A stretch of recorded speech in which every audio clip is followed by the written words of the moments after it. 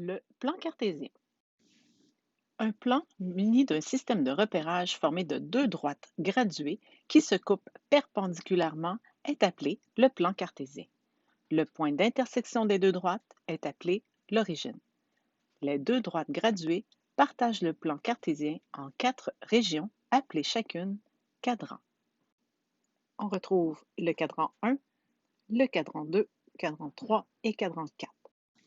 Dans le plan cartésien, on retrouve deux axes. L'axe horizontal, qu'on appelle l'axe des X ou l'axe des abscisses, et l'axe vertical, qui lui, on l'appelle l'axe des Y ou encore l'axe des ordonnées.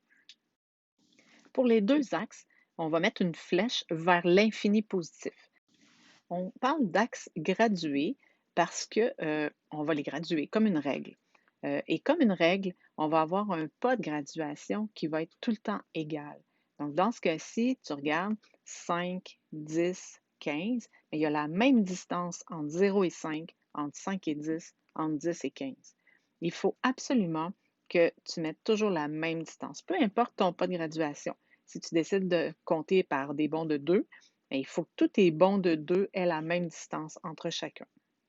C'est vrai pour l'axe des X, c'est vrai aussi pour l'axe des Y. Les deux peuvent avoir un pas de graduation différent, mais sur un même axe, c'est le même pas de graduation.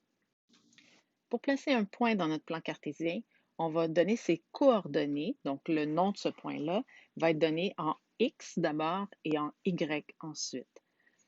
Par exemple, si on prend le point 7,8.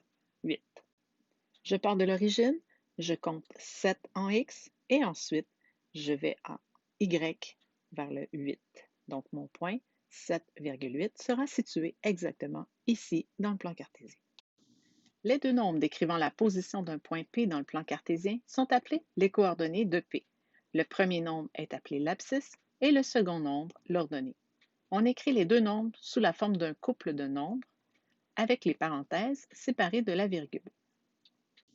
Les coordonnées du point R sont 2,3. Les coordonnées du point S sont moins 1,2. Les coordonnées du point T sont moins 4, moins 1. Et enfin, les coordonnées du point U sont 3, moins 2.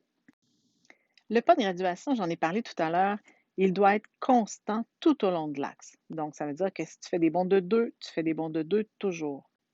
Les deux axes peuvent avoir un pas de graduation différent.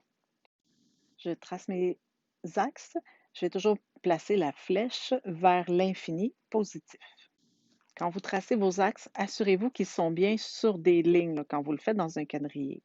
Donc, vous ne faites pas entre deux lignes comme ceci. Il faut vraiment qu'ils soient sur la ligne pour que ça fonctionne bien. Ensuite, comment je décide si je fais des bonds de 1, de 2, de 3, de 4, de 5? Dans l'exemple qu'on a ici, si le Y le plus grand, c'est 19 800, et j'ai 1, 2, 3, j'ai 10 petits carrés, ça veut dire que je vais faire une division. Donc, mon 19 800 divisé par 10, ça me donne 1980. Ça veut dire que si je faisais des bonds à peu près là, 2000, donc si je fais des bonds de 2000, je devrais être capable d'aller placer toutes mes valeurs jusqu'à la plus grande. Si pour l'axe des X, ma valeur la plus grande était 20, par exemple, donc encore une fois, j'ai 10 cases, 20 divisé par 10, ça me donne 2. Donc si je fais des bonds de 2, je vais pouvoir aller placer ma plus grande donnée qui sera 20. C'est important de te rappeler que où les deux axes se touchent, ce point-là, c'est toujours 0. Donc c'est 0, 2, 4, 6, 8, 10, 12. C'est la même chose dans l'autre sens. 0, 2000, 4000, 6000, 8000, 10 000. Donc, on part toujours de 0 où les deux axes se touchent. C'est ce qu'on appelle l'origine.